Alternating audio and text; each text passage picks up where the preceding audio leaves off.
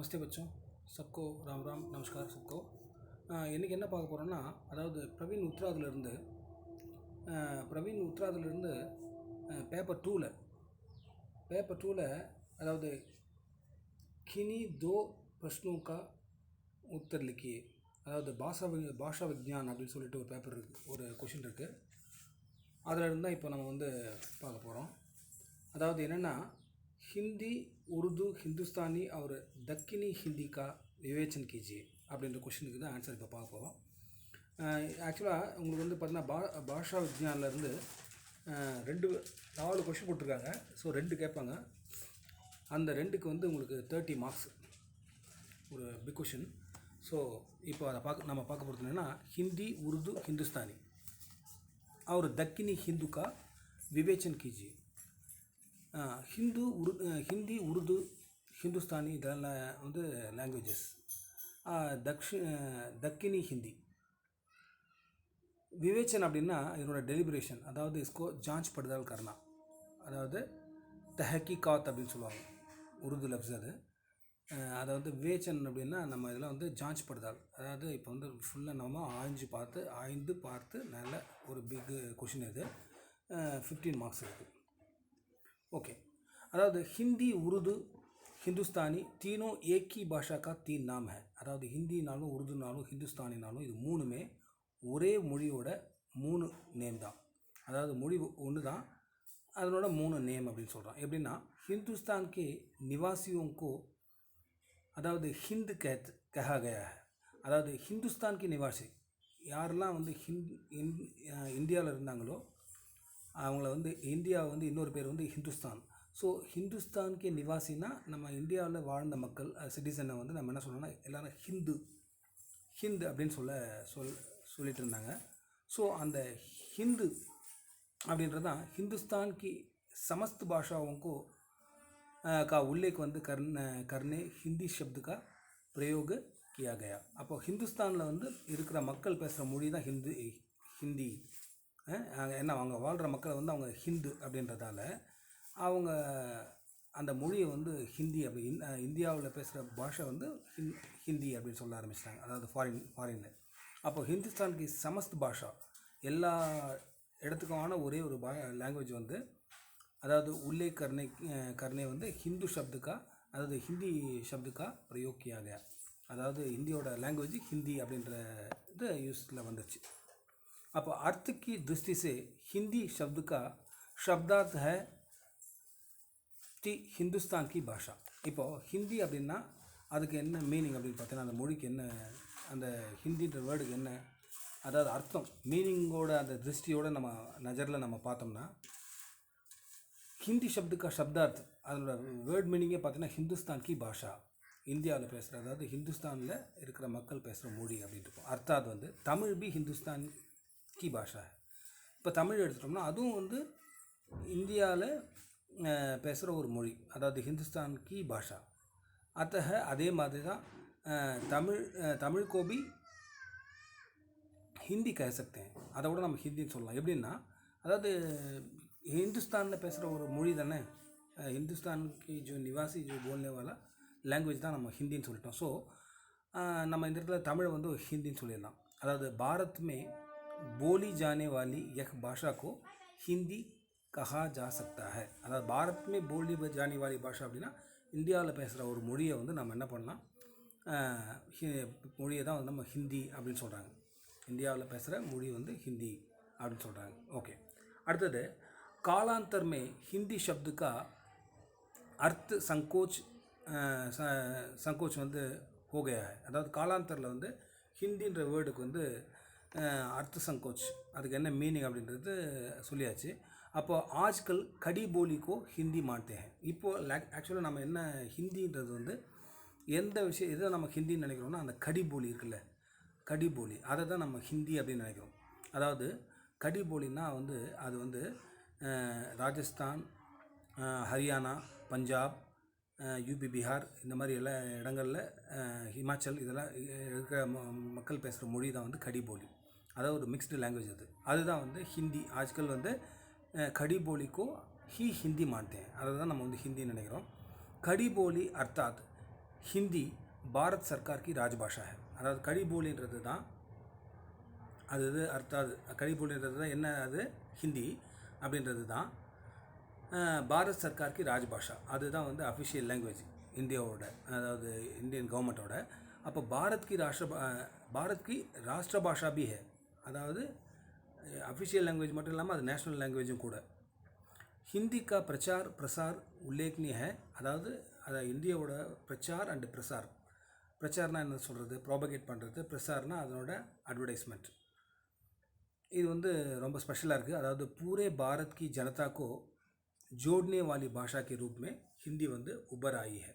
पूरा भारत का அப்படின்னா எல்லா என்டையர் இந்தியாவில் இருக்கிற மக்கள் வந்து ஜனதா மக்களை வந்து ஜோட்னே வாலி பாஷா, ஒரு கம்யூனிகேஷன் லாங்குவேஜாக, ஒரு என்ன சொல்கிறது, எல்லாத்தையும் வந்து இணைக்கின்ற ஒரு மொழியாக வந்து ஹிந்தி தான் வந்து எல்லாத்த விட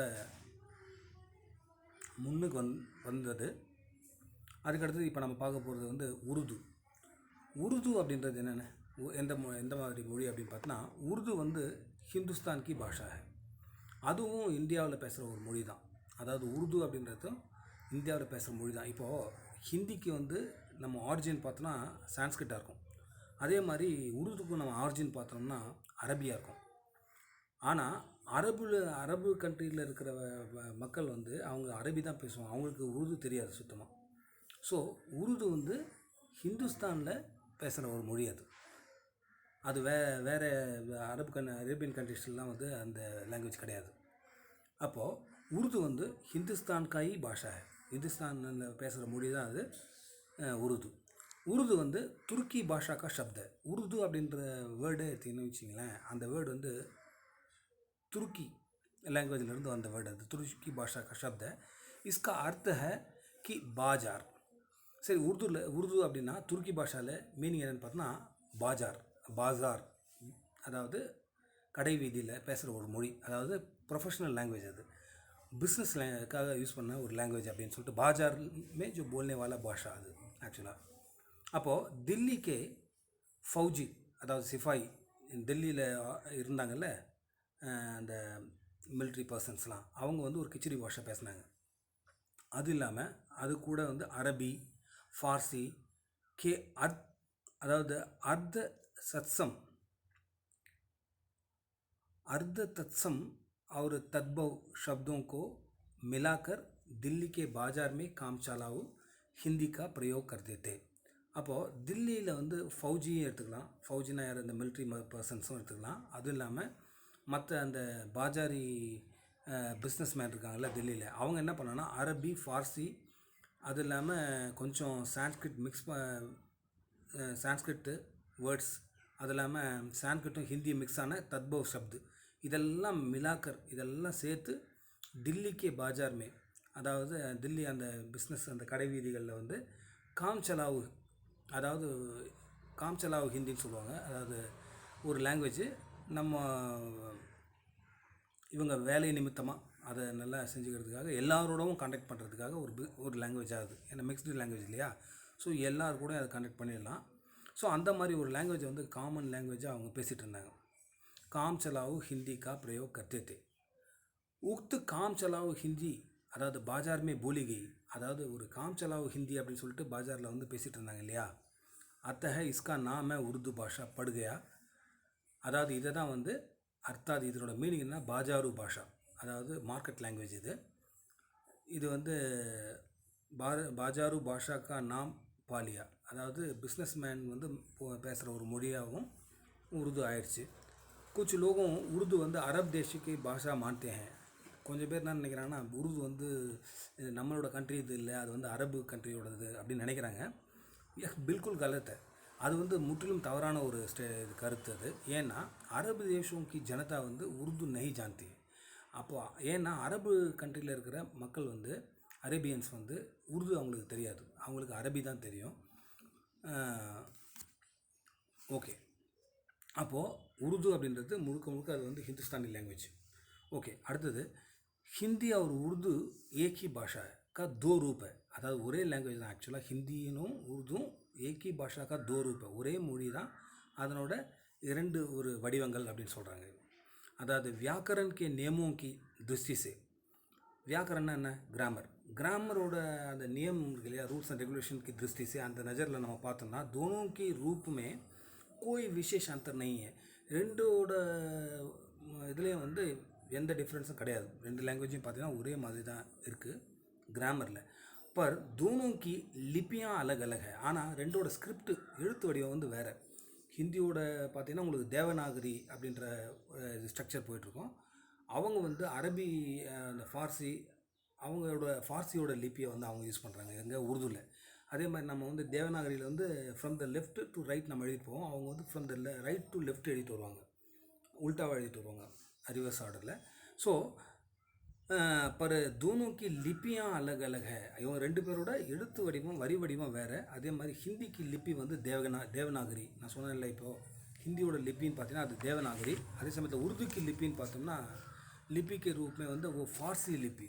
அதாவது அவங்களோட அக்ஷர் அந்த இது இருக்கு இல்லையா, வர்ணமாலா, அது பார்த்திங்கன்னா அவங்க வந்து ஃபார்சியிலேருந்து ஃபார்சி லாங்குவேஜோடது அது अपनाई गई है.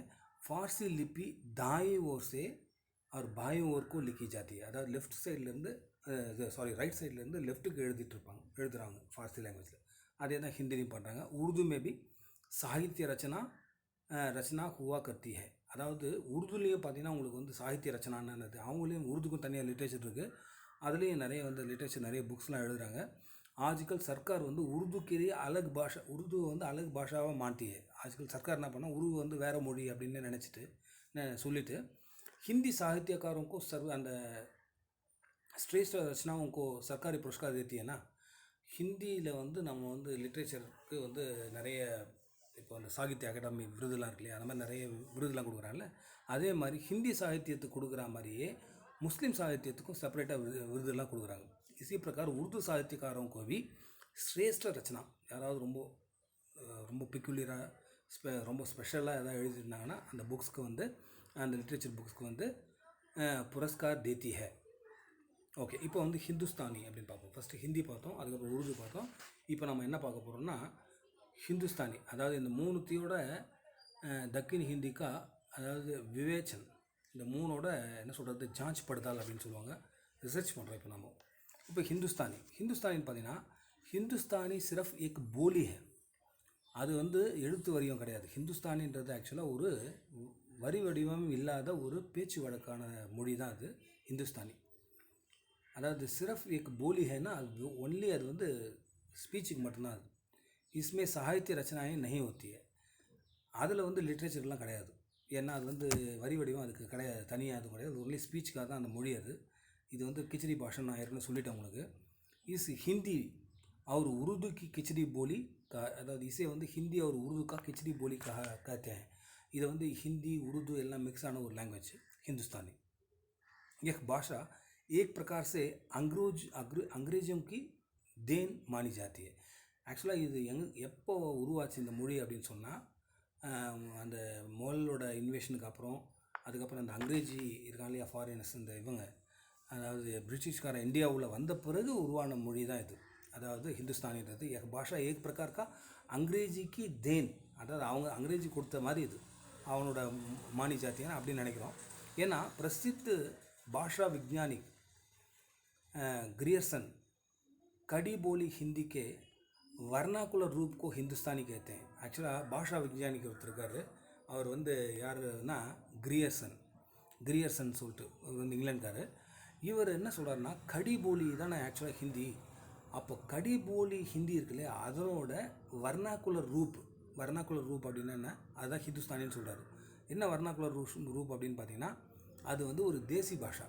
அதாவது ஒரு பர்டிகுலர் சேத்திரத்தில் வந்து பார்த்திங்கன்னா ஆம்லோக வந்து அது பேசுவாங்க. அதாவது பேச்சு வழக்கில் மட்டும் இருக்கும். வர்ணாக்குலர் லாங்குவேஜ் அப்படின்றால அதாவது வெறும் பேச்சு வழக்கில் இருக்கிற ஜன் பாஷா அப்படின்னு சொல்லுவாங்க, இல்லை தேசி பாஷா அப்படின்னு சொல்லுவாங்க. அதாவது it is not in the official or in the written language. அது வந்து முழுக்க வந்து பேச்சில் இருக்கிற ஒரு மொழி. வர்ணாக்குலர் ரூப்கா, அதாவது கடி போலி ஹிந்திக்க வர்ணாக்குலர் ரூப் தான் வந்து ஹிந்துஸ்தானி அப்படின்னு சொல்லிட்டு இந்த பாஷா விஞ்ஞானிக்கு வந்து கிரியர்சன் சொல்லியிருக்காரு. அப்போ அர்த்தாத் இதுக்கு என்ன மீனிங் அப்படின்னா கடி போலி ஹிந்திக்கு போல்சால் கி பாஷா ஹே ஹிந்துஸ்தானி. அதாவது கடி போலி ஹிந்தி இருக்கு இல்லையா, அதனோட போல்சால் கி பாஷா, அதாவது நம்ம வந்து கன்வர்சேஷனுக்காக யூஸ் பண்ணுற ஒரு லாங்குவேஜ்னு ஒன்று இருக்குது. இப்போ ஃபோர்ஸில் கூட பார்த்திங்கன்னா ஒன்று அந்த மாதிரி ஒரு ஜென்ரல் லாங்குவேஜ் தான் பேசுவாங்க. ஏன்னா ஆக்சுவலாக பஞ்சாபிஸ் வந்து பார்த்திங்கன்னா பஞ்சாப் மிக்ஸ் பண்ணி தான் பேசுவாங்க. ஹரியானாக்காரங்க வந்து ஹரியானாவை மிக்ஸ் பண்ண மாதிரி தான் ஹிந்தி பேசுவாங்க. அவங்களோட மேக்ஸிமம் அவங்களோட அந்த லாங்குவேஜ் கலந்து தான் பேசுவாங்க. அது ஒரு கடி போலி, அது ஒரு மிக்ஸ்டு லாங்குவேஜ், அதுதான் வந்து தான் பேசுவாங்க. ஸோ கடி போலி और उर्दू के बीच की भाषा தான் இது வந்து ஹிந்துஸ்தானி. அந்த கடி போலியும் கிடையாது, உருதுவும் கிடையாது, ஒரு बीच की भाषा. அதுவும் இது வந்து ஒன்லி வந்து ஸ்பீச்சுக்காக இருந்த பாஷை தான் வந்து हिंदुस्तानी. व्याकरण के नियमों की दृष्टि से हिंदी और हिंदुस्तानी का कोई வந்து खास अंतर नहीं है. இப்போ வியாக்கரன் கி நியம் அப்படின்னு பார்த்தீங்கன்னா இதில் ஏதாவது கிராமட்டிக்கல் அந்த இதெல்லாம் ரூல்ஸ் அண்ட் ரெகுலேஷன் இருக்குன்னா ஹிந்தி और हिंदुस्तानी का कोई खास अंतर नहीं. ஏன்னா ரொம்ப இம்பார்ட்டண்ட்டாக ஒரு டிஃப்ரென்ஸ் எதுவுமே கிடையாது. ஹிந்தியில் எப்படி நம்ம வியாக்கரண இது கிராமர் இருக்கோ அதே மாதிரி தான் ஹிந்துஸ்தானிலையும், அதாவது அந்த ஸ்ட்ரக்சர், அந்த வேர்டு சென்டென்ஸ் ஃபார்மேஷன் அதில் சொல்கிறாங்க. அதுக்கடுத்து दक्षिण भारत हिंदी प्रचार सभा ने गांधी जी की सलाह मानकर हिंदुस्तानी का प्रचार करने का प्रयास किया. ஃபஸ்ட்டு வந்து தக்ஷின் பாரத் ஹிந்தி பிரச்சார சபா ஆரம்பித்தார் காந்தி. பிறகு காந்தியே வந்து என்ன பண்ண அட்வைஸ் பண்ணார்னா, சலாஹ் கொடுத்தாருன்னா இதை வந்து ஹிந்துஸ்தானி வந்து நம்ம பிரச்சார் பண்ணுவோம் அப்படின்னு சொல்லிட்டார் அவர், அதாவது ஸ்போக்கன் லாங்குவேஜாக. அப்போ வந்து அவர் என்ன சொல்கிறாங்க, ஹிந்துஸ்தானிக்கா பிரச்சார் கர்னே பிரயாஸ் கியா, அதாவது சரி அவர் சொல்லிட்ட மாதிரியே இதுவும் தக்ஷின் பாரத் ஹிந்தி பிரச்சார சபாவும் ஹிந்துஸ்தானியை வந்து இவங்க என்ன பண்ணாங்க, ப்ரோபைட் பண்ண முயற்சி பண்ணாங்க. பட் தக்ஷின் பாரத் ஹிந்தி பிரச்சார சபா கா நாம் கோ பி பதல்கர், அந்த பேரை கூட மாற்றிட்டு दक्षिण भारत हिंदुस्तानी प्रचार सभा அப்படின்னு வச்சுட்டாங்க, रखा गया. गांधी जी का विचार था कि हिंदुस्तानी வந்து आम जनता की भाषा है. ஆக்சுவலி காந்திஜி என்ன நினச்சார்னா, அதாவது காந்திஜி என்ன நினச்சார்னா, அதாவது ஹிந்துஸ்தானின்றது வந்து ஆம் ஜனதா கி பாஷா, இந்தியாவில் இருக்கிற ஒரு காமன் பப்ளிக் பீப்புள் இருக்காங்க இல்லையா, மேக்ஸிமம் பீப்புளோட ஸ்போக்கன் லாங்குவேஜ், அது அதிகமான மக்கள் பேசுகிற ஒரு மொழி தான் அது அப்படின்னு ஹிந்துஸ்தானி.